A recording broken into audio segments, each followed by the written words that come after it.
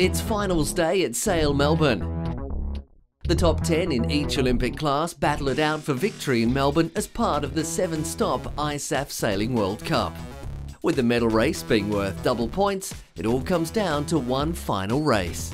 The last day of Sail Melbourne also acts as the official Kids and Spectators Day. A range of activities for kids, including introductions to windsurfing, stand-up paddleboarding and kayaking, are complemented by the opportunity for the public to step into the world of sailing.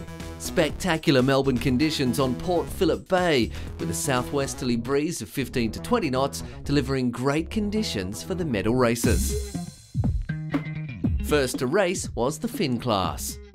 Current leader Australian James Patterson was slow off the start line, forcing him to split from the fleet in search of clean wind. Fellow Australian Henry Bagnall led the fleet at the windward mark, but Patterson muscled his way to the lead by the time they reached the leeward mark. A great battle took place between the two boats. In the end, Bagnall taking the race, rewarding him with the silver medal overall. Enjoying the conditions, Patterson was second across the line, securing his Sail Melbourne gold medal. Wave's really nice. Pity we haven't had that for the last couple of days, but yeah, it was really good conditions today. Nice and fun. The 49er class showed their speed off the line in the 15-knot southwesterly. New Zealanders Burling and Tukey led at the windward mark, with the Phillips brothers from Australia close behind. Class leaders Outridge and Jensen followed in third, and with no position changes around the course, their third place securing another regatta win. Great to have another win. That makes it 5 in a row for us now, so we're pretty happy with that, and good preparation for us leading into the Worlds in the Bahamas in 2 weeks, so we couldn't have hoped for anything better.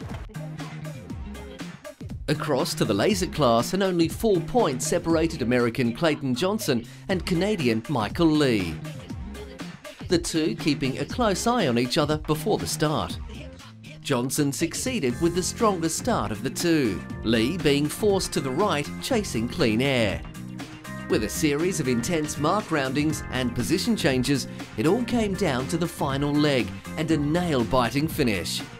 Lee, squeezing in at 8th, managed to place 5 boats between him and Johnson at 14th, giving the overall win to the Canadian.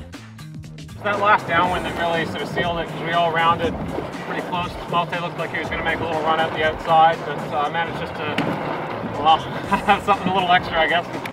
All eyes then turned to the laser radial women. After winning the start, current series leader Paige Rayleigh of the States got buried by the fleet, opening the door for Marit Bouwmeester of the Netherlands, who was trailing by only 1 point. Winning the race, taking her from 5th to 3rd overall and the bronze medal, was New Zealander Sarah Winther. Bouwmeester came in at 8th, ahead of Rayleigh at 18th, giving the Dutch girl the gold medal, Rayleigh the silver. Yeah, last race was crazy. Dead last at the top wind mark. I was like, uh-oh. Australians Page and Belcher continued their domination of the men's 470 class. Leading from the start, the pair progressively expanded their lead. Page and Belcher finishing the race an impressive 140 metres or 34 seconds ahead of the American team of McNay Beale in 2nd overall. Ever focused, already looking forward to the 2nd stop of the ISAF Sailing World Cup in Miami. The thoughts going forward is it's a long season. This is the first regatta. It's a nice build-up. Of course, everyone, would like to win the first event. We're happy we've done that. We look forward to heading to Miami, and there'll be a lot more boats, we think, in Miami. So it'll be a tough challenge, but yeah, we can gain a lot of confidence. A similar story in the 470 women, with the New Zealanders Ayla and Powrie taking the final race and the overall gold, followed by the Australian team of Omey and Hall. The final class on Port Phillip was the RSX. Series leader in the men, Leonard Ong from Singapore, looked strong warming up, but after failing to pull off a port start, found himself well down the fleet. Young Australian Luke Bailey revelled with some time at the head of the fleet, but Colombian Nicholas Lozano was hard on the chase, followed by Australian Tim Gourlay. Lozano managed to take the lead and hold it to the end, giving him the gold medal at Sail Melbourne. Placing third over the line was the Australian Tim Gourlay, securing the silver medal.